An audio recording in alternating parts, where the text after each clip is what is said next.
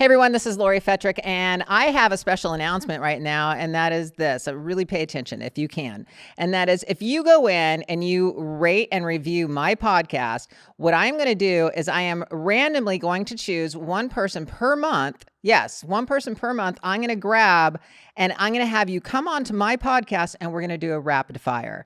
I think that's going to be a lot of fun. It'll get some audience participation out there, and I want to give back. So this is me giving back to my audience. So please go rate, review my podcast, and I will pick at random one person per month to come on my podcast and do a rapid fire. So thank you so much, and go right now and rate and review.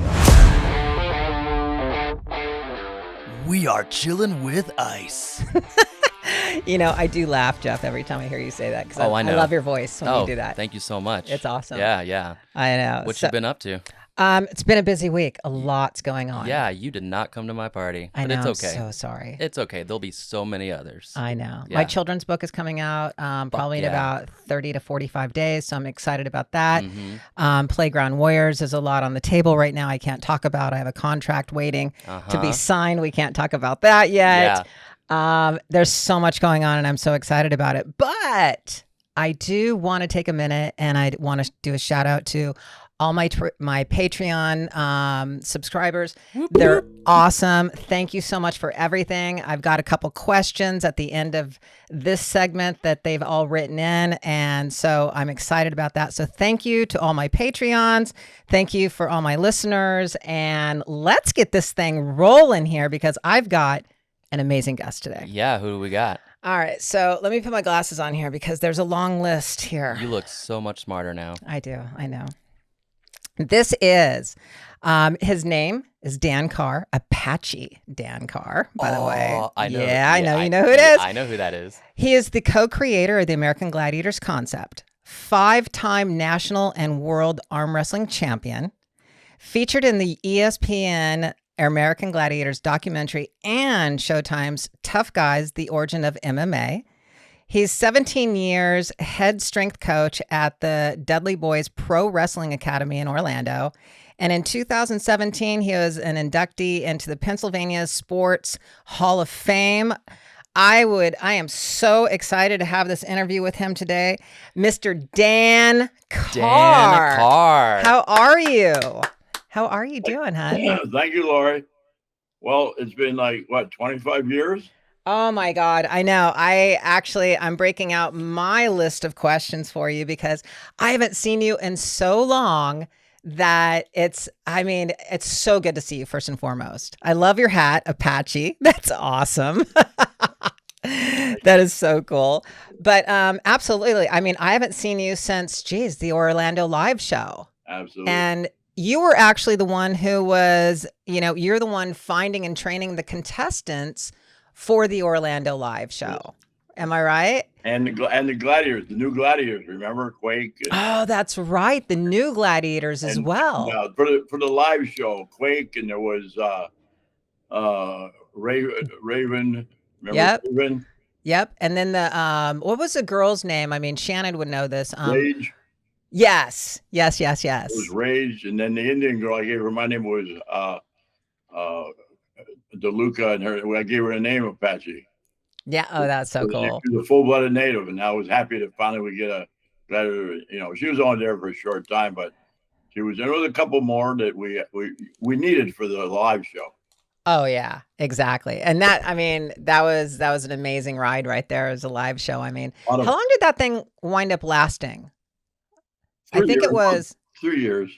Yeah. Okay. I remember the beginning of it. We had fireworks and people coming out of the ceilings, and it was so cool. And all of a sudden, the last show, everything was gone. Yeah, we were just running out. Like life, everything has an expiration date, and like the show. So it was fun while it lasted, though, right? I know it was. Now, I just want everyone to know this, and that is basically Dan Carr. Every time I think of Dan Carr, I think he is one of the creators of the American Gladiators that really didn't get his time in the sun, I guess is what I want to say. And it was really apparent when the two documentaries came out. And I actually want to know what your thoughts are on the ESPN documentary versus the Netflix documentary. I mean, what were your thoughts on this? You went through the whole process.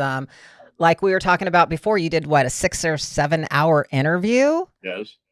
And how many minutes did they show you? Minutes. There you go. I mean, a lot fell on the floor. Yeah. So, what was your thought about, between the two documentaries? Well, and that's why I'm happy to talk with you. I was asked to be on several podcasts, but I didn't really care to discuss anything. But when Shannon talked about you, I said, you know what? For you, this is for you because, in my autobiography that I wrote, and I had a chapter called Gladiator Dan, because the Gladiators was just really a part of my life. I wasn't consumed by it. I did a lot of other things that you read in my life, and I was happy with what I did. But when that chapter, and I put a picture, you probably don't remember, but I had an 8x10 picture of you. Mm-hmm. You're the only gladiator that signed it. It says, "Thank you, Dan. I wouldn't be in this uniform if it wasn't for you." And I don't want to get emotional, man. That meant something to me. That's Forget so cool. my all that other stuff that you actually said that. And of course, everybody knows I had a lot to do with creating American Gladiators. But I was a fan. I was a fan like everybody else, and you were my favorite. All the Gladiators. And I don't hyperbole and all that stuff. I'm just not saying it because I'm on your show. Shannon knows it's the truth. I just admired you. And for you to put that, and I put that in my book, the only picture of only Gladiator, because obviously over time, and I'm going to get to the point what you were trying to get at, mixed emotions I had. Right. Finally, hey, there was another guy had something to do with this. But the demons that I had, in life, and I said this in the doc, I didn't put that in. I said, the only constant in life is what? Change, right? And it's us who can adapt to that change. Well, I get what the producers were doing later. I watched the show several times afterward. So I went through the gamut of emotions, like big waves that went. So watching the show was almost like shock waves. I can't say what I thought. And just like John, I'm sure what he's seen, but what I seen was I was happy for my family and my friends who were my big supporters. It was more about them. They were proud, and the people from the Erie community, the guys that put that show together. That was a lot of work. I took about a year to put that first show together. So, and every time the show became international, you know how big it got. It's a cultural phenomenon, right? But was proud to know Ken from that little town, Erie, PA. And I was always proud. When I competed, I let them know. When I first arm wrestled, it was Erie. I says, after today, you'll remember where Erie, PA is. And had control over the situation. When I put my arm against some of the strongest men in the world, I don't care where they're from. Today, their arm goes right across the mine. Somebody's going to win. Right. It was more a mental thing. The first time I arm wrestled in 1968, and I know I'm getting ahead of myself, but stay with me because I gotcha. I know. A mudslide of metaphors. I use a lot of metaphors in the way I talk. It's like a Polaroid for the brain. I'll give you that quick snapshot what I'm talking about. Right. But I was proud of my community. I was proud that, wow, but I was just as proud as you guys. And I can truly say now, if we've heard about the show coming back, you guys are what I call the OG. You're the original Gladiator. OGs, exactly. OG, yeah, and they can't take that from you. No. Truthfully, I'm looking at you right now. I think you can still out and kick some butt. I'm gonna apply. I'm gonna apply to the reboot. Man, I'm telling you. But I'll stay on topic here. And those mixed emotions. Then I watched the show a couple of times afterward, and I really felt bad that demon had been buried in 2017, and they come out with that book, and the director, and it was like his Perry Mason moment. We got the book here. You said this, you said that. Right. Well, and this has been a 40-year relationship that me and John had, and a bit like any other relationship, like a marriage, you're gonna have your ups and downs. So I wrote that book in 2010, probably 10 years after everything was over with, and after the second show came out in 2008, I wouldn't even watch it. You know what I mean?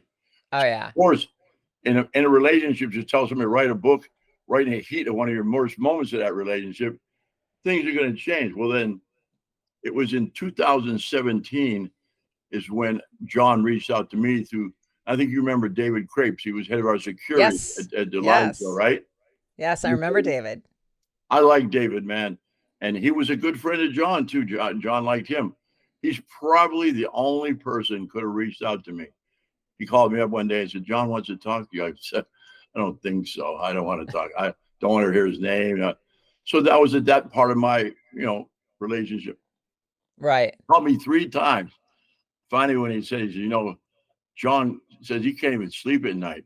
So it kind of was acknowledgement that he says he feels bad about what happened to us. Now, this is a business relationship. And I was told this a long time ago that if you want to lose a friend, lend him money or go in business with him. Is that so true? That? Well, and money always, and they say the number one thing in a divorce is what? What's that be for? Money. Money. So yeah. Don't get me wrong. We were good friends. I met, they did put that in the documentary. When he was an Elvis impersonator and he was good at it. I used to go to all these shows and he went to a club that I worked at. And there was a bully there that John, his girlfriend liked John. John, all the girls liked John. John was the stud. Right. He can tell you that. And I happened to be sitting there when he was telling me what he was going to do to Johnny. He said, I'm going to turn Johnny C into Johnny S. And I looked at him, the guy weighed like 270. I looked at him, kid weighs 160 pounds. He was, well, keep mind your own business. I hate bullies. I've always hated bullies. I said, well, I'll tell you what, why don't we take a walk outside? And I said, we'll talk about it. And make a long story short, I took care of the problem for John. You know what I mean? That guy was never going to be a problem with him again. So we became friends from that kind of beginning. And then he also sang in my brother's band. So when you did the documentary, I mean, I know we were talking a little bit about how you felt about it and how John felt about it. And how did you feel about about the ESPN documentary, how they portrayed you? How did you feel about the way they portrayed you and how Johnny came off? I mean, was it good for you? Was it bad for you? Did you not like the way they made you look on the documentary, or did you, okay, that was accurate? Well, it was accurate, but it like I said, 4.5 hours. I said, and after the documentary, then we had a rift, me and John. He wouldn't speak to me. And I get it. I understand from his point of view, for his family, it didn't look good. I got that. And I read the comments, everybody. But then again, I look good. I look like some sap, you know what I mean? And there's more to it than that. Things just happen over time, you know what I mean? And the point I want to make the most is, like I said, about getting at it, was that Demon had been buried in 2017.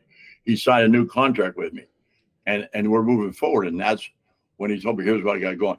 One thing about John is he's obsessed. I mean, he took that, and I want to use the analogy of a football game.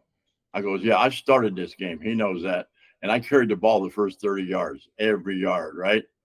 But then I ran out of wind. I mean, I can't carry the ball. John took it, and he ran the next 70 yards. And he scored the touchdown. He went to Hollywood, and he scored, one of the biggest hits ever. And nobody remembers them first 30 yards of the football game, do they? Do they remember? I know, right? They always remember the touchdown. No. So in the locker room, you guys, hey guys, remember what happened in the first 30 yards? I made that first down, that first. Nobody cares. John's the one that went across the goal line. I couldn't have did that. So what you see with the television show, and I always told John, I just wanted my credit, that I started this thing, the whole thing. And then we'll get into that. I guess you're going to ask me about where the actual. No, I'm going to ask you. I'm going to actually ask you about that right now for a second. I mean, how did that make you feel that he kind of pushed your name to the sideline and took the credit for the show? Well, when it was your first 30 yards. Yes, and that's all I really wanted. I mean, he went farther than I thought could happen. We had started that as a hard hat comp thing. I call it the hard hat Olympics. And I guess the way you could look at it is, I call it, anytime you're overtaken by an emotion, whatever emotion you want, anger, jealousy, greed, I call it, you get you trigger what I call emotional eclipse. Mm-hmm. You blot out the facts for a temporary, you know what I mean? Right. So that's easy to do. So even when I wrote the book, yeah, there's certain things I said, but the facts never change, do they? Once that eclipse leaves, what happens? Right. There's the sun. Okay. Well, the facts never change. So when people have disagreements, he's seen it this way, I've seen it that way. Every day the courts are filled with two people who are conflicting arguments on a certain issue. So you have what you call your jury, your peers. Mm-hmm. So here's the emotion that came to me the most was perception is reality. Not what you think of yourself, not what he thinks of himself. What does the public, your peers think? So that's what the documentary was about, right?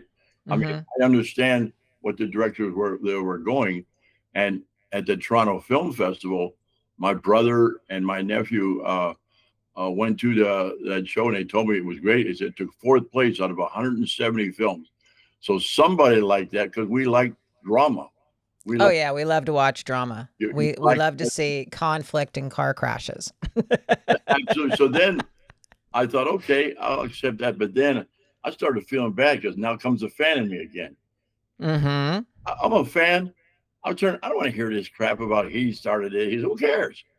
Man, right. What people fall in love with the show was because of you and Nitro and your entire cast. You guys you made the show. Everyone had his own personality, their own character, and everybody attached themselves. So did I. So as I sat back as a fan, I went, okay, nice, Dan. I got you. You finally got your word, but damn, what they wanted to see. So when I heard about the Netflix thing, at that time I was still that it came out. I heard about it, but I'm under contract with John then, and I couldn't be part of that. And I know I would not offend John then. We were, like I said, our demons had already been exercised. All the emotions of hate and envy and jealousy, all that money thing. He straightened all that out in 2017.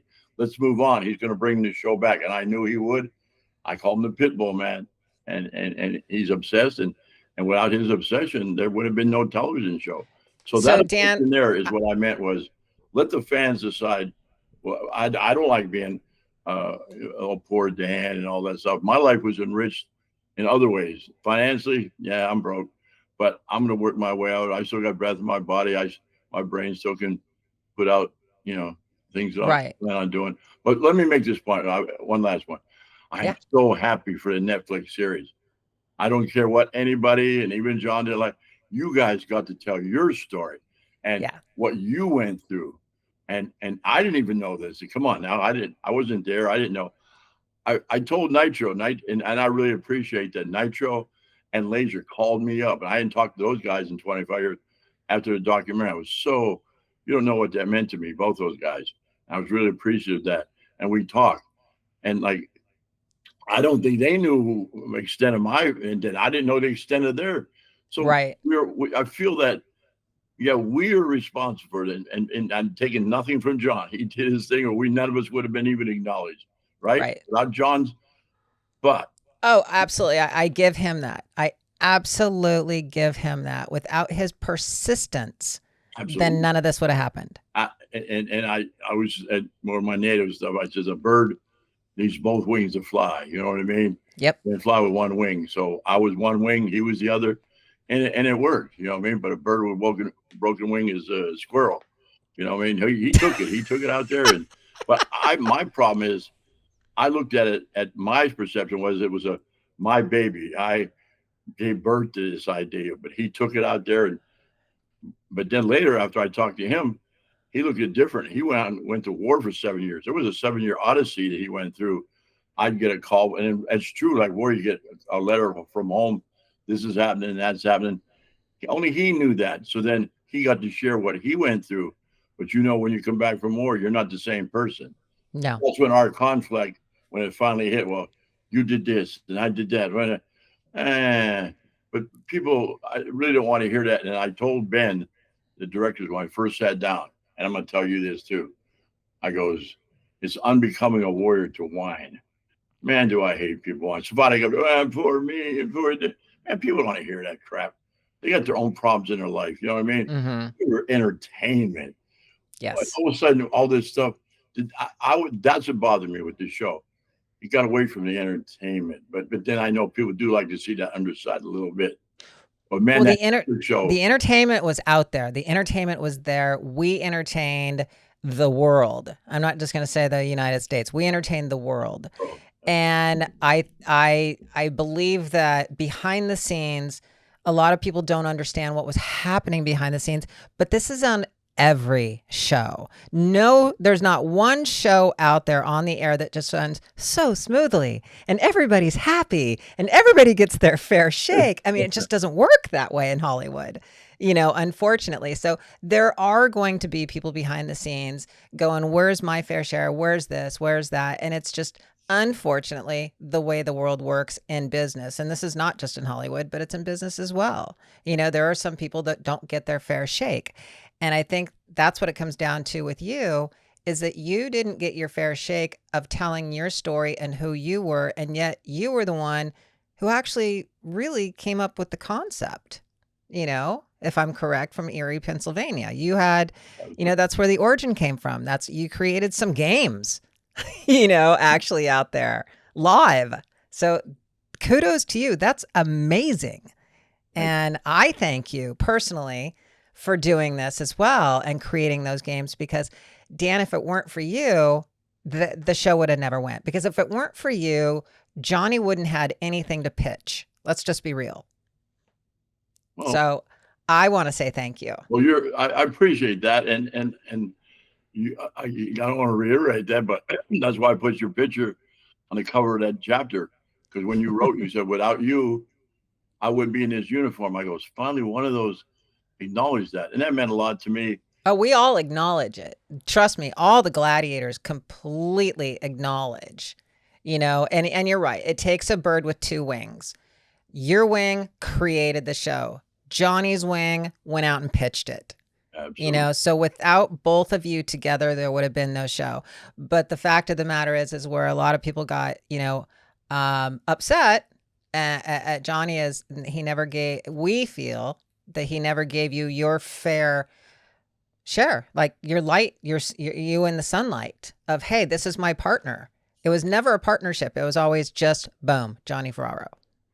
Well, when I told Nitro, I'll watch the Netflix series, and I only watched 15 minutes of it, because when I seen the clowning stuff, jumping around on a trampoline, and I think Shannon will tell you, she knows it. I don't know if you know that, but I consider myself a game master.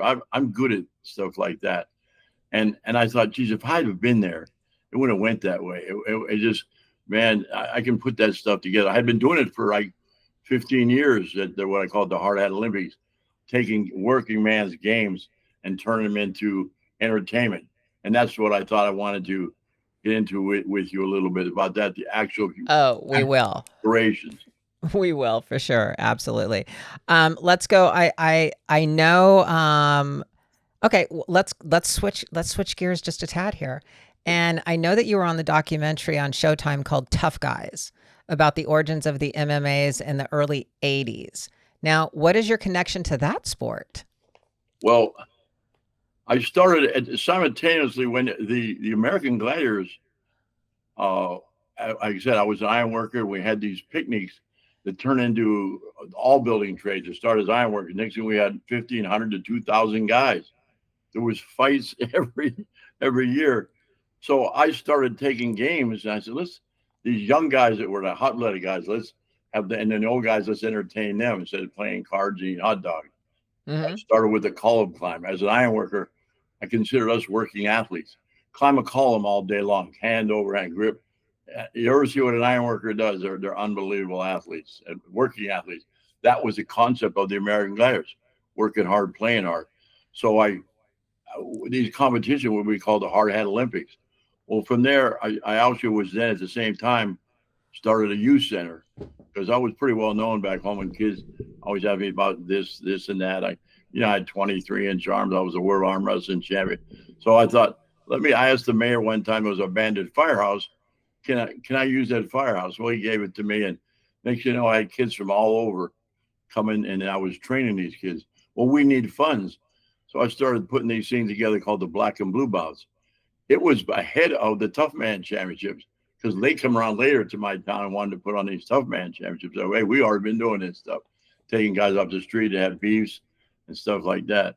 And then Pittsburgh, those guys down there were doing the first MMA. That's what that show was about.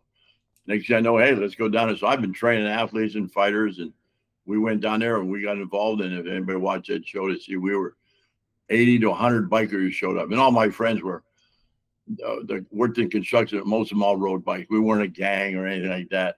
We're just a loose-knit bunch of guys that rode Harleys, And Right. people looked at us a little strange, but our hearts were in the right place. I said, we're not going to be terrorizing no neighborhoods. We're going to take kids off the street. And that's what we did. It still goes to this day. So I'm proud of that as much as I was the Gladiators. But we did get involved in that one in Pittsburgh with those guys down there. And Henry Roosevelt, I really was a producer of that show. And they liked, our input. And then he wanted to do an autobiography. I mean, he read about my autobiography. Henry did. Henry Roosevelt, his name is, and did that show. So, but the MMA was great. Those guys down there, Frank Caligari and those guys, we went in there and we were a big part of that show. But we just, a little eerie. I mean, we took pride in, we're going to Pittsburgh. That's the big city. You know what I mean? Right. I mean, who knew that it was going to, again, turn out so big and just my God. Yeah. Well, it was like everything. take off like just wildfire. Like MMA, boxing, fighting, everything goes. When the bell rang, you did what you had to do. Oh, exactly. Now you were the world champion and in professional arm wrestling. Now you were also inducted into what is this? You were inducted to Pennsylvania Sports Hall of Fame. How long were you actually in arm wrestling? Well, how long were you doing that for? It's kind of things that I was a kid, since I was 12 actually, and I like telling this story is that it was my father. He took me to a shop picnic, and the shop picnic, they made the kids do all the games, the sack race and egg Yeah. And there was one kid who was just beating my butt, and his dad was so proud. He was, just made me look bad. And I was always taking second and third. I never won anything. So when it was over with, there was a bunch of kids at a picnic table, and they were arm wrestling. I didn't know anything. I just went over and put my arm up, and the kid, he couldn't even move me. And his dad came over and says, "Here, Sean, he was trying to show his son how to beat me. He couldn't move me." Wow. I'm 12 years old. Next thing I know, make a long story short, he's got. Then my dad come over. I said, "Dad, what do I do?" He said, "Well, just do like this." So I just did like that, and they go, "Oh, is it ready?" I sleep it. I ended up beating all the male guys at 12 years old. Wow. And then later than that, my dad used to go out, and he wasn't an alcoholic, but he would go and have a drink or two with his friends. And on a Friday night or something, we bring a bunch of these big guys, come down in my pajamas at arm wrestle. I could smell the beer. And I had a new bike in the garage. You know what I mean? So your dad should have made some money off you. You'd be like, "Come on, arm wrestle my son for a second, $5." Yes, exactly what happened. He did. So, but he always said to me, "But Dan, there's always somebody better." He put that in my head. But man, I had something in my DNA. I'm going to find out if there's somebody. And I kept going on and on through high school, everywhere. Hundreds of matches. I'm thinking, where's this somebody that's better? And I remember when I went I did win my world championship. And the first person I called was my dad. I goes, "Hey, Dad, remember you said there's always somebody better?" I go, "Not today. I'm that somebody." Sweet. I'm the somebody they've been talking about. And that meant everything to me, is to make my father proud, like every other kid, right? And it all started because I was okay at some other things, but I teach kids this, that find out what you are good at, even a little bit, and then work on it, build on it, to be great at it, right? And it's all work. It's all I did. I busted. You talk about John being obsessed. I was that way with arm wrestling. I mean, my whole world was that at that time, I mean, 23-inch arms. That is insane. And that was pre-steroids. Everybody, I show pictures of these kids today. I go, you can build. And when I was an iron worker, I fell. This is after I fell. And they took 80% of my lung. And I come out after 6 months in a body cast, I went down to 150 pounds. But I said, I'm not staying here. It took me 2.5 years of training. Again, on my mother, no steroids. We just heard about that coming around at the time. But I just trained hard and didn't want to stay there. So it's just work, man. What you really want to do with yourself. Is there any specific training that you do for arm wrestling? I mean, or is it, like the normal lifting weights, biceps, triceps? What is like a training session for arm wrestling? Well, with me, like I said, you're born with tendon strength. You'll see guys with big arms. I used to see them. We go through them to like a hot knife goes through butter, man. But then you see a guy with that little skinny arm. They're like steel belted cords in a tire. That tendon and ligaments are your real strength. You're an athlete. You're a strong one. You know what I'm talking about. You can blow that muscle tissue up all you want. It's the tendon ligament. That's where your strength is, and you're born with that. But you can get it better. But if you find out just you got that, you can go. But I've seen many guys that look and they see the big arms. That in the world of arm wrestling, we're amused by that. Arm size means nothing. Well, I know. That's why I was like, do you train for this? Do you actually, I mean, what is it? How do you do that for arm wrestling? I used to have one of those old fashioned weight scales where you'd squeeze it and there was a bubble where you could see the actual number going. Well, I would squeeze it and I could actually go past the 300 mark. So I used to take it in bars with me and have my buddies. I said, anybody can be, I would spot them 50 pounds because I never met anybody could hold it straight out and squeeze that particular scale that I had over 80 and 90 pounds. So I would pretend I'd squeeze and you could see it and everybody did. I'd just squeeze it like that. And the needle would go all the way around. So I knew that I had a special hand strength. So I worked on that. There was so many. I don't even want to bore you with all the exercises, but I'm surprised I can hold a fork anymore. And you do get kind of arthritis in your hand, but hand strength is the key to that. Now, I'm going to take you back to the Orlando Live for a minute. And that is, did you actually have a lot of fun training these new gladiators and the contestants to get them ready? I mean, were they hard to train or were they eager to train and try to get better and stronger? No, there was some great athletes in those kids. That you remember Ziggy, man. There was one of those natural athletes. So I forgot a lot of their names, but why did certain people stick out in your mind? Ziggy always stuck out in my mind. Yeah. Just a great athlete. And I think I heard that the Gladiators themselves were a little upset with me because I was picking guys who were a little bit bigger, a little bit stronger that were on the television show. But my reasoning was they would come and go. These people had to play with you guys every day. So I need kids a little bit stronger, a little more endurance. So that was my point, to pick, not to embarrass gladiators, anything like that, but just make a competitive show that they didn't break down every day. We had to hire somebody else. Right. Those guys. And they respected me once they found out that I was a competitor myself, what I did. I remember a couple of guys tried to arm wrestle me, and I just used to laugh at those guys. Then wait a minute. Okay. He's an older guy now, but he was somebody, you know what I mean? So. Yeah, no, you're right. We when we saw big girls come in or girls that were like really serious athletes, we were like, really?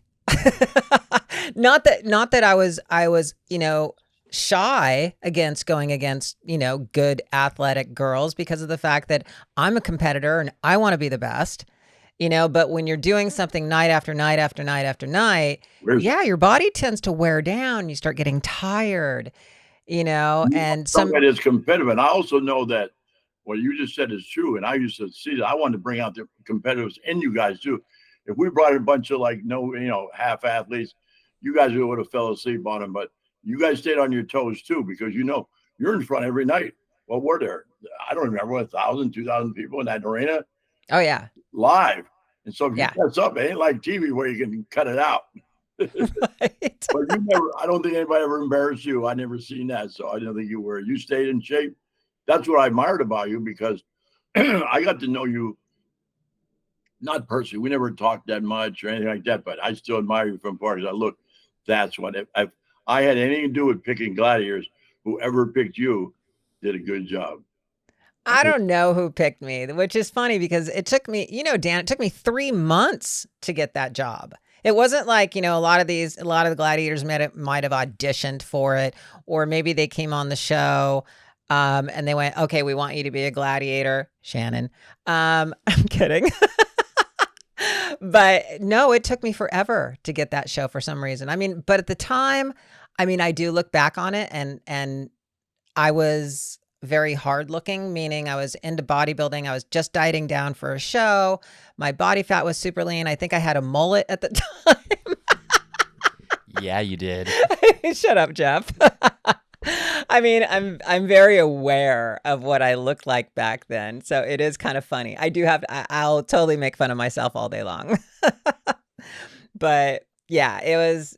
I mean, once I got the job, yes, it just took off, and I enjoyed it more than anybody could even. More than I can even say. Well, I raised two daughters, and I think one of the things I was most proud of, and still to this day, is because of somebody like yourself. Because I was trying to teach I wanted my girls to fall in condition, stay in shape. I didn't have to be athletes or anything, but my one daughter, Fawn Feather, picked up on that, and she actually took bodybuilding books to school with her at that time. Well, and the culture changes over time, and I really think that the timing was right for this, because at that time there was no really female heroes for little girls to look up to. Man, you don't know, and I knew it from my daughters. Every little girl wanted to be a gladiator, and because before that, every girl that had a little bit of muscle on her body, oh, she's this, she's that, something's wrong with her, she's a freak. That was the attitude in that time. But Gladiators changed the culture. It did. Women looked at themselves. They looked at you like, okay, I can be that. I don't have to look like Twiggy to be popular. And it was a female empowerment type of show that, wow, it wasn't just all the Batman, Superman, all those superheroes. Now there was the female could look up. My little daughter was my Ravenflower, the same thing. And their little friend with little toys, the little gladiator toys. Mm-hmm. I mean, I seen it change the culture. And then my daughter, Fawn, she took that bodybuilding book to school, and the teacher actually put her in detention for it, said that she was watching porno. She actually was looking, because, when you're a bodybuilder, you got to wear these little, but the teachers looking, and they took her to principal, and I went to that school. That principal then was my football coach. I said, Coach, you got to be kidding me, man. The culture now, but it doesn't look like, if you watch it at that time. Now, after Gladiators, it was cool for a girl to have a little bit of muscle, right? Yes. And I think you had, again, a big part of that. It's very humbling to think that, yes, I had a part in changing culture like that. It's big time. Kind of crazy. And that, I think, is rewarding to me. That's why I didn't want to get into finances or what I didn't get. I've been rewarded through the years, like you said, through my interaction with athletes and starting with the show. And I trained fighters for 16 years. I train pros right now, and you probably get to that part. I don't want to jump into that, but again, the culture was ready for that. I don't know who was ready for it, but we knocked the door down, right? And said, right. Hey, the girls, it wasn't just a guy show. So now let me ask you this, because we keep touching on the word timing right now, right? Right. So how do you think the timing is in our culture today, in the world as it is today? How do you think that the reboot of Gladiators coming out, how do you think that's going to be perceived? Are there going to be way too many safety issues? Think about it, because Dan, when we were doing the Gladiators back then, they didn't care if we wore helmets. They didn't care if we wore knee pads. They didn't care if we died on the set necessarily. They were like, sign your life away. But today, where we are today, I don't know. I'm kind of up in the air about this, how it's going to be perceived, how it's going to go. Well, as one of the co-creators, of course I'm happy. And like I said, I'm with John. We have been working on this for since 2017. John had been working his butt off and going with it. He tell me we're involved with this person, but he named some big names. And I was excited because he now had a real legit contract. You know what I mean? Right. I don't really think at the time that John, what we did with it, he thought it was going to be that big. I think he worked his butt off to make it big, but I don't know if he really, maybe he did. You'd have to talk to him about that, but it happened. Well, now, things that are big in their time, like, is Gunsmoke going to come back on television? Is Happy Days going to come? There were cultural changes there, right? But American Gladiators can come back. To me, that's a testament to the power of that show. It's that human touch. You know what I mean? That super athlete against that, just that guy next door. He couldn't be a Boston Celtic for a day or a Steeler for a day, but for one day he can be a Gladiator. He can go on and kick a Gladiator's butt and say, "I'll be a Gladiator." You know. So I think the premise of the show, and I want to pat myself on the back for that, but that's what it started out with. Is I thought the same thing. I goes, "Wow, let me have these super athletes," because that was the origin of the show, was to have, we did the pilot show, but there was supposed to be like 7 more shows, and the championship was going to be in Las Vegas. So there's 8 superheroes. And then I don't know if you know it, but I wrote a script for a movie also that went with it. So when John went to Hollywood, he had that shotgun loaded. He had the pilot show that was done in Erie and the script. Well, what happened was they liked the movie. John called me up and said, "We can't do the games anymore." Why? They liked the movie better than I wrote. I wrote a full script about these 8. It was the characters again, back to character again. These 8 champions. Where did they come from? Like if they would have, where'd your life? How did you win a championship? So if you would have won that Gladiator title in that part of the country, this part of it, now we all meet together in Las Vegas, and that's where it was going to be with the labor unions. We put up $20,000. It was going to be held at an AFL-CIO convention. John called me up on the phone one day and said, "Well, I have to cancel that." So I had to tell those guys, forget that. And then the movie, and then that kind of fell through. And then somebody read it and said, "Hey, why don't you go back to your original concept?" John went, "Okay." And that's when I did the games. So the games, people are competitive. People like to see competition, even if they can't compete at it. And they pick a champion. Like I said, how many little girls want to be Ice? Right. Little boys with bad attitudes want to be Nitro. They used to get so upset because they tell Nitro did this, Nitro, and they got to cut he's too. What do you think makes professional wrestling go? The heels. People love Muhammad Ali. If you were around during the time, people hated him, but they loved to hate him. They want to see him get his love to hate. Absolutely love to hate. Don't tell me everybody want to see Nitro get his butt kicked, right? So he was needed for the show. You should tell him that. Show his fire. I love the way he acted. I forget that all American. At the end of the show, it was, "Oh, you did a good job." I wanted more fire. I actually told John, we got to come back with a show called American Gladiators Unchained. We need to have more attitude here. You know what I mean? A little more. We could have had it. We could have totally had it, but we had to play that. We had to play the games. Obviously, we had to play the television show, the network. But yeah, you're right. Well, that would be interesting. Knew the formula, and now that I hear what's going on, if you want to get into that or not, but you got to have that element of pro wrestling. You got to have the heel and a baby face. People want to see that. What I'm hoping for, and what Dan's talking about right now for my audience, is we just heard that the American Gladiator show is going to be rebooted. They're actually, casting for probably contestants and gladiators, and also that WWE is picked it up and is going to be like the main, company that's doing this. So my hope is that they don't overproduce it, Dan. So in other words, they don't make things look, it's not fake, because we all know that wrestling is fake. And so therefore, and it's overproduced. So what I'm hoping for, I love the fact that WWE picked it up, because I think that they're going to really have some amazing, I'm going to forget the guys for a minute, because guys are easy to find for gladiators. Let's be real.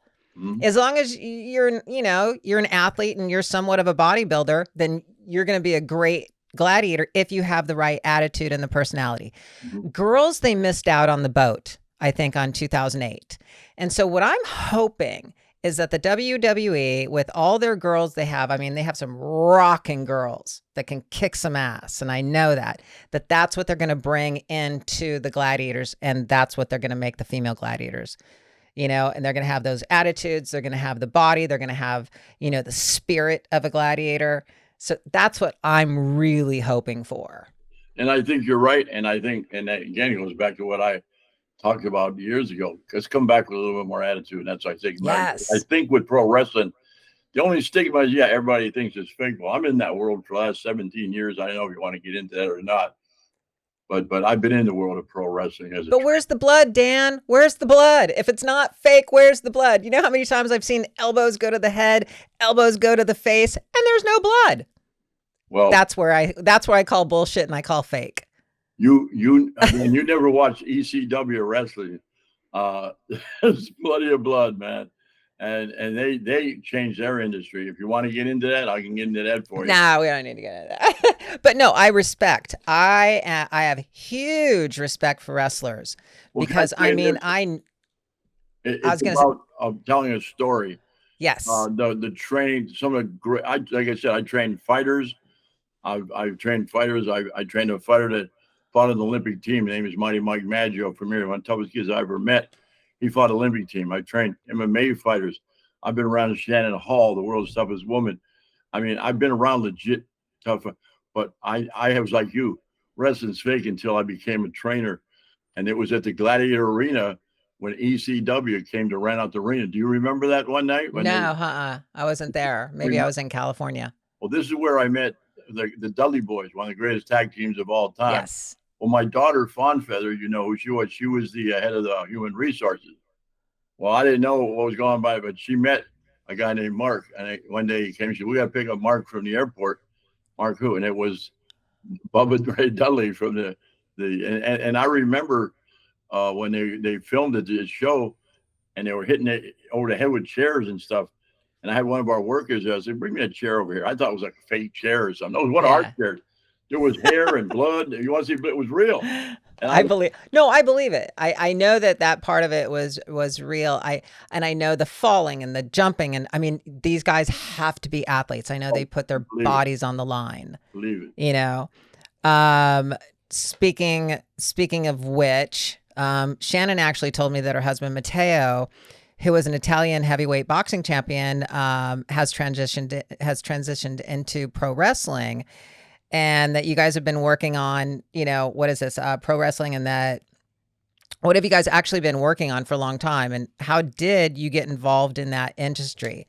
Meaning like you were just explaining to me the pro wrestling, and that's how you basically got involved, I guess, was from the Dudley brothers and Fawn. And when I met Bubba, he became part of our family because he was with Fawn, my daughter Fawn, for 12 years. As you know, living like you were married, you know, and I got to know him real well, and he became my best friend, and I seen that world. But then when he asked me to be a trainer, they opened a school, him and Devon, they opened a wrestling school up, and I was like you, I said, well, what are you training for? What? Wrestling's fake, and I didn't want to be part of it myself, and I said, look, just to shut him up, I says, if I train your wrestlers, I'm going to train them like they're getting ready for the Olympics, and he looked at me and goes, that's what I want. Oh, good. Wow. Finally, somebody. It's okay. So that was 17 years. I've been their head trainer there, and Bubba was a hell of a guy, man. He was one of the greatest guys I ever met, and became a personal friend of mine. And it was family. And he took me into a world. I'm honored. My last 17, I'm still doing it. They split up their team maybe 3 years ago, and he took his school up to Connecticut, and Devon's now here in Orlando. That's where I am.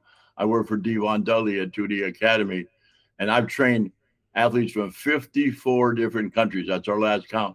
These are some of the best athletes in the world. And then I was like you, a little skeptical, but what we put them through is just because of what my background with MMA and boxing and it's brutal. You have no idea what they go through there, but it's worth it.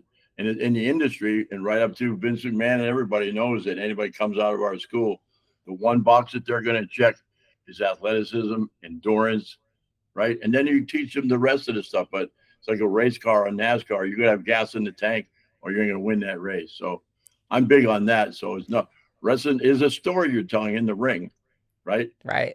And back to the Gladiators. There was no story to tell. You either got your ass kicked on the show by a person off the street, or you didn't.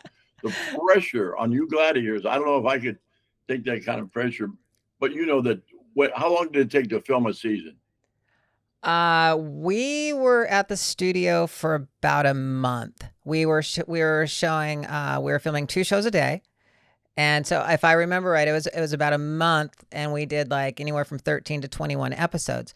Now, for instance, okay, with the reboot coming on, how cool would it be if they actually asked you to come on and actually start training some of their gladiators or some of their contenders? Well, that would be cool. Well, when me and John, I don't know if you know, but just recently I parted ways, business wise, with the show because I've written other scripts before and I've got a few things in the works. So I started my own company called Apache Creative Productions, and like I told you before, the culture changed. I think I have something to show that the culture is ready for. Can you talk about that right now? Well, It sounds like you're really absolutely. excited about it. Tell me about it. Well, and I love it because I actually want you and Shannon to be a big part of it because I call you the OGs. And I can't really get into it much, but I'm just Of starting course. reaching out to people right now. But I think the public's going to love it. I mean, it fits the times right now. Like we talked about culture change. I'm ready now to put it out there. And I've been reaching out. I needed a strong female producer in Hollywood. And I looked around and I said, I wanted to reach out to Danny Garcia. She's the co-founder of $7 Productions with Dwayne Johnson. You know what I mean?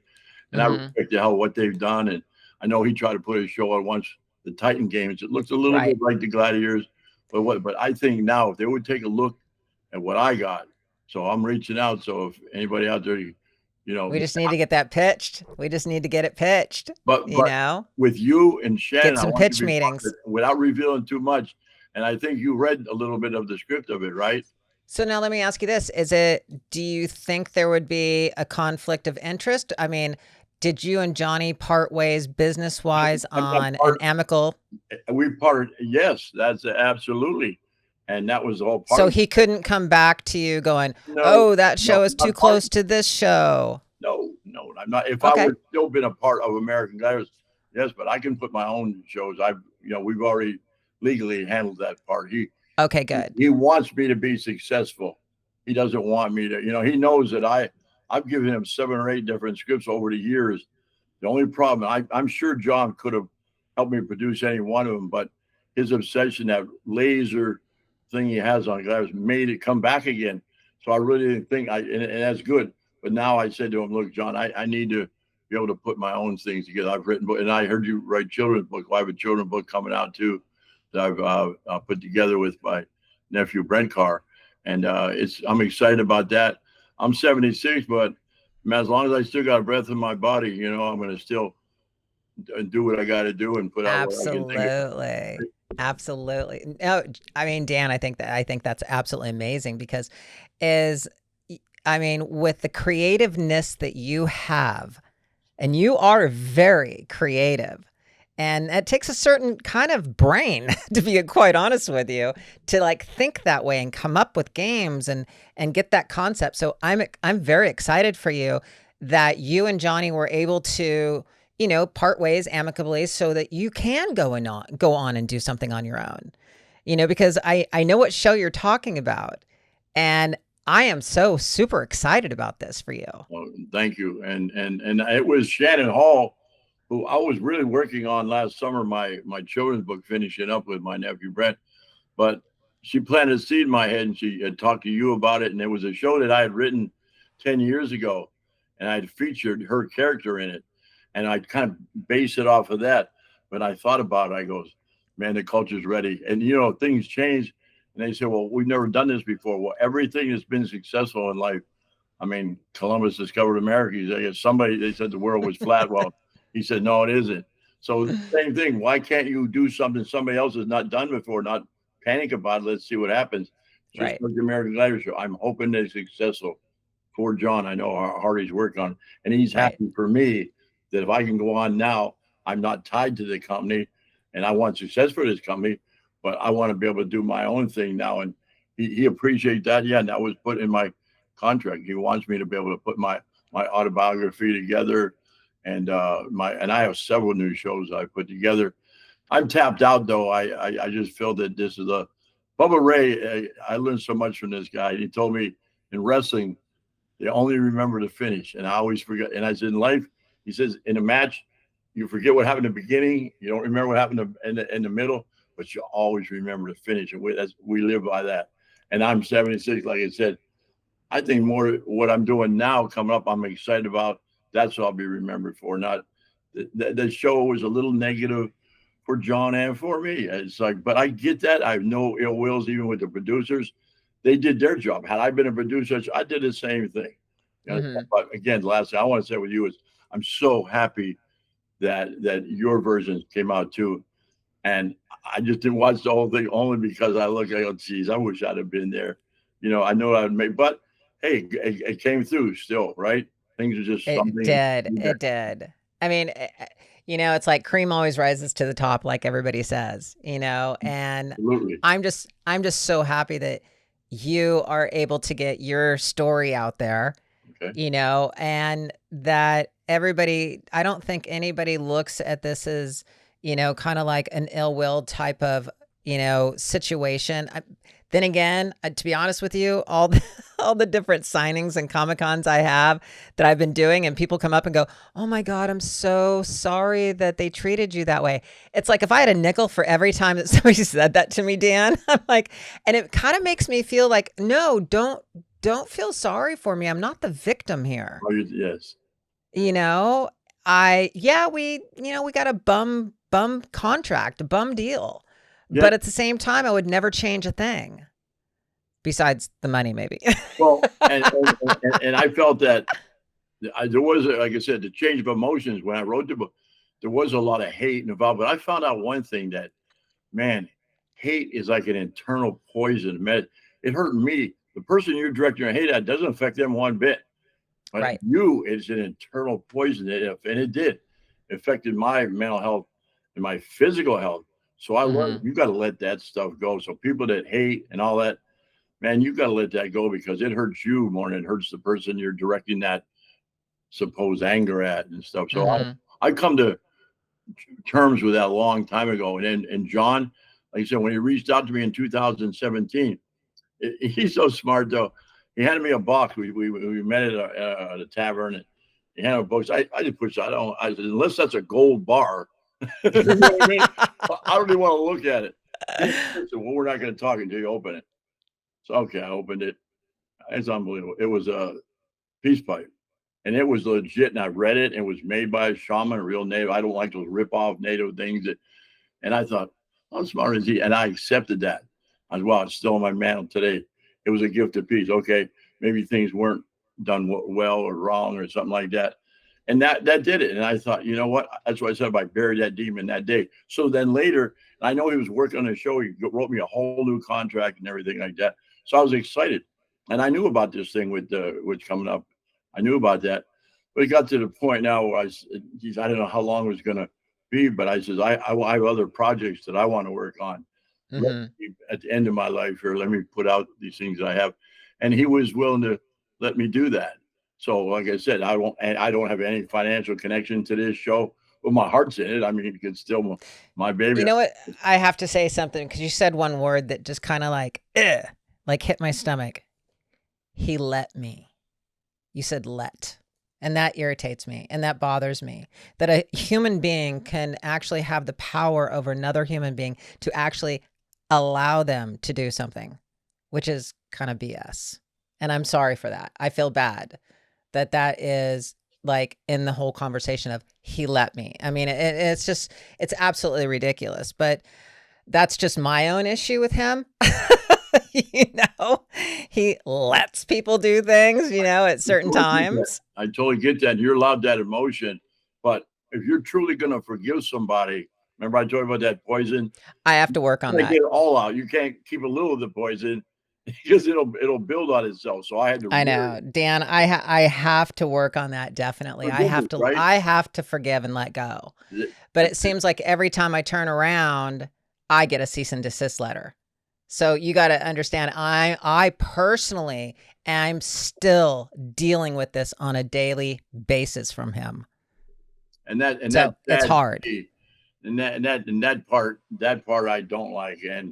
And like I said, you're such a good person.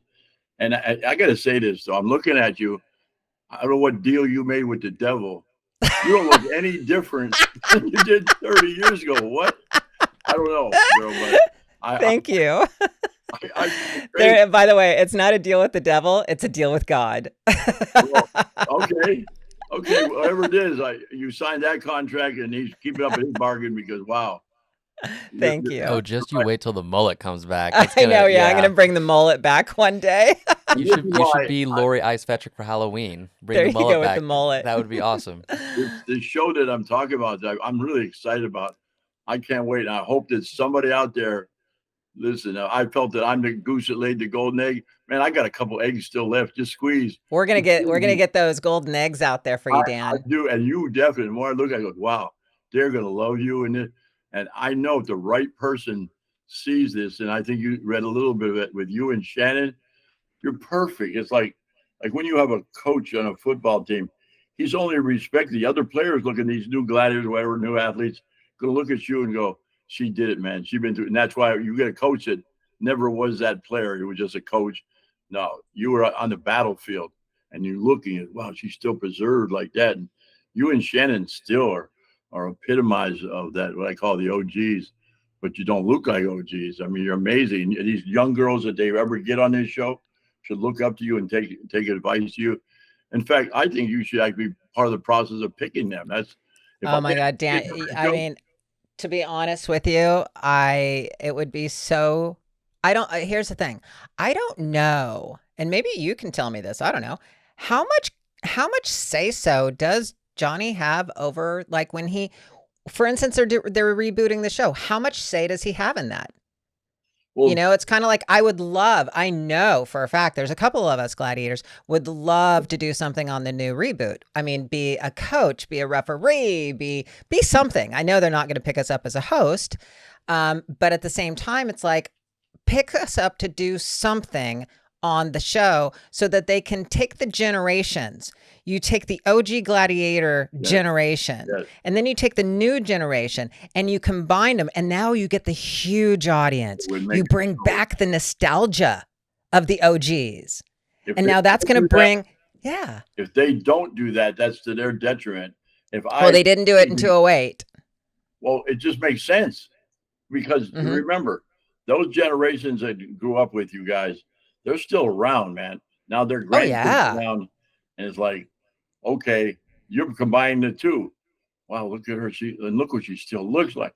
Yes. If I had anything to do with it, yeah, you would definitely, and Shannon would be part of it. And as a host, why wouldn't you?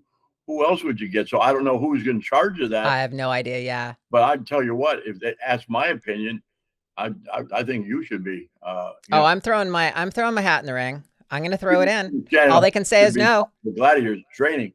She should be picking some of these gladiators. Do you know a woman in your life you ever met as tough as Shannon Hall? I know. No. She's a badass. No, I've met them all. I've met I mean it. I mean, she should be what she's done in her life, and I know what she's still doing. I know Shannon's sitting right next to you, so I can say this. Shannon is the only one, I would say, out of all the gladiators that I had a small little fear of. Okay, because her temper that she has controlled, I think. But back then, if anything, it was like, whatever you do, don't piss off Dallas. You know? Well, I don't know if you know, but I wrote it in, and part of what I do got in mind, I want to use that little bit of, you were great teammates, but there was always that alpha dog, alpha, what do you want to say, alpha female in you. Yeah. Who was the you were, as far as the gladiators of entertainment. Shannon come on later in the show. You had 6 years involved and stuff. So you had more time to build up a fan base. Yeah. But Shannon come in later in the show, had she been around, but I just said I seen that. I mean, personally seen that. I seen clips of you guys battling with the joust and stuff like it. I want to use that in this show that I'm interested in doing. And I think without revealing too much, it's perfect. So if I got anything to do with any shows I got to do, I want to see you involved and her involved. It's strange because, again, I loved all the male gladiators, but I think it was the ladies that made the show. And that's why I think right now the culture's ready for a show with some female empowerment involved in it. You know what I mean? Oh, agreed. 100% agreed. It's time. 10 years ago, maybe bring not. Back that. Yeah, it's all ready. And the way I put this thing together, everybody's gonna like it. There will be no group will say, I'm offended by that. I'm a little smarter than that. I included everybody. You know that. That's awesome. So that's where I'm at right now. And Dan, I'm excited for you. And I think, now that, we got to actually sit and catch up, unfortunately it was on the podcast. I mean, but now that, everything's out, we're going to be in communication. I'm going to actually help you get that thing pitched out there. I'm excited for you. And I want to say thank you so much for picking my podcast, Chillin' with Ice, to come on and tell your story, who you are, how creative you are, and what an amazing man you are. So thank you. Well, that means a lot to me. And like I said, I know, like I said, since you wrote that on that page, and Shannon knows that admiration just increased. Even if you didn't do that, but you did. You're a good person. You're a kind person, and you're an aware person. But most importantly, in the industry and in this genre that we're in, you're a superstar. And I don't, till you breathe your last breath, don't know who Ice is. Ice is part of the American culture. And so if I put it in there and I show it, you're going to be part of that. And so you're awesome. Thank you. And like I said, it's not sliding all the Nitro and all those guys. I love him and Laser, and they were great athletes, but I don't see them being a part of this particular show. But I think the timing for this show is ready. And you, like you said, look at you. You don't look like you changed a little bit. I'm just stunned. But thank you for having me on your podcast. And I even told Shannon, I balked at it at first. I'm still a little upset about the show too. John wasn't the only one, and I was upset that how he was portrayed also. Mm-hmm. I want to reiterate, but I buried that hatchet. Yeah. And like I said, I can't just get rid of some of the poison. I get rid of all of it. So I wish him so well in this. I don't have any financial things with his new show, but I want it to be successful. That won't deter from what I got going to put out there. I think it'll be successful also.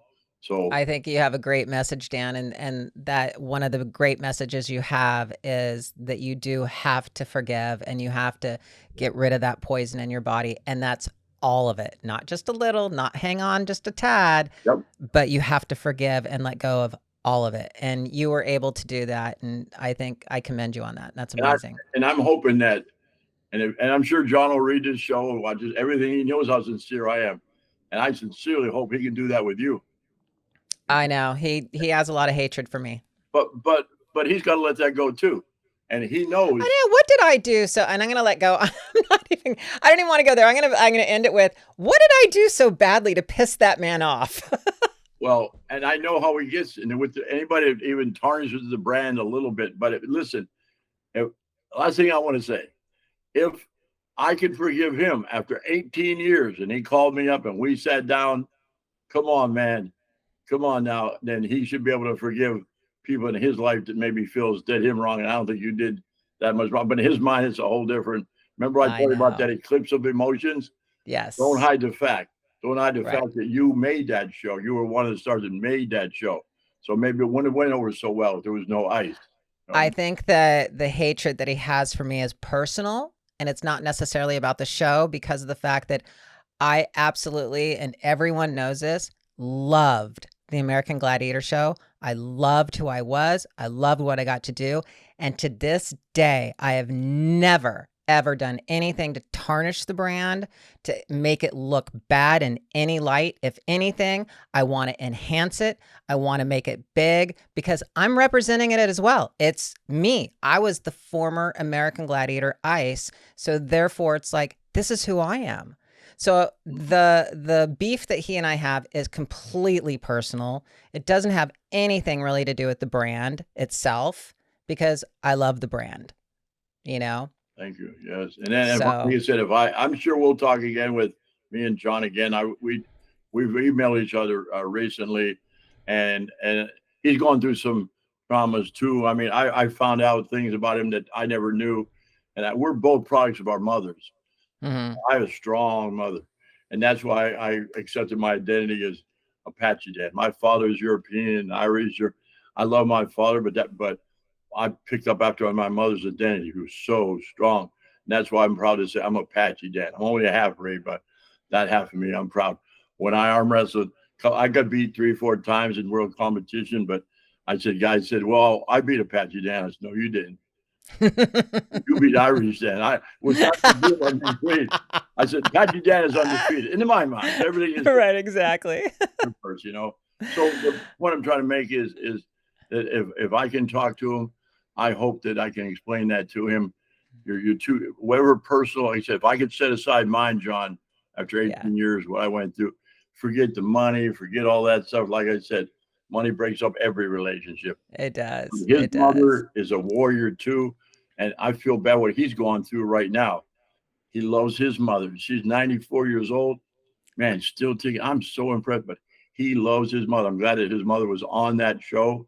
And then during the documentary, they did a big blow up picture of me and my mother too when I was 2 years old. So we're products of our mothers. So we're, and I remember I did say this, we look for our warriors in the football fields, the MMA, the boxing rings. I said, no, no, no, no. I says, everybody come across my path, go to the maternity wards. There's the warriors. Every warrior from Brock Lesnar to The Rock, name them all, the guys you look up to. There was a woman that brought that warrior into this world with her fight, right? Those are the OGs. Those are the original warriors right there, right? There it is. Exactly. So much respect.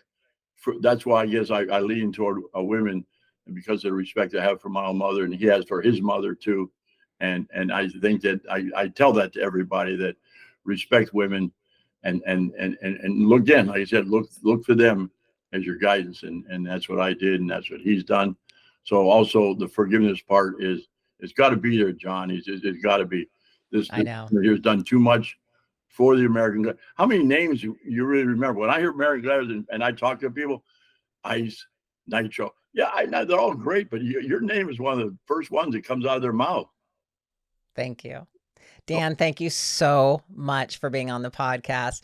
I'm going to let you go today, but we will talk. I will definitely contact you. We'll be in communication in the next couple of days, and let's get everything off the ground and get going for you. All right. Thank you for this opportunity. Thank you, Mr. Dan Carr, everyone. Thank you for listening to Chillin' with Ice today. I'm your host, Lori Fetrick, and this is where legends live on. Thank you so much for listening to Chillin' with Ice. And don't forget to hit that like button, subscribe, and share wherever you listen to your podcast. Remember to follow us on Patreon and YouTube at Chillin' with Ice. And on Instagram and TikTok, you can follow me at lori.ice.fetrick. I look forward to chilling with you next time here on Chillin' with Ice.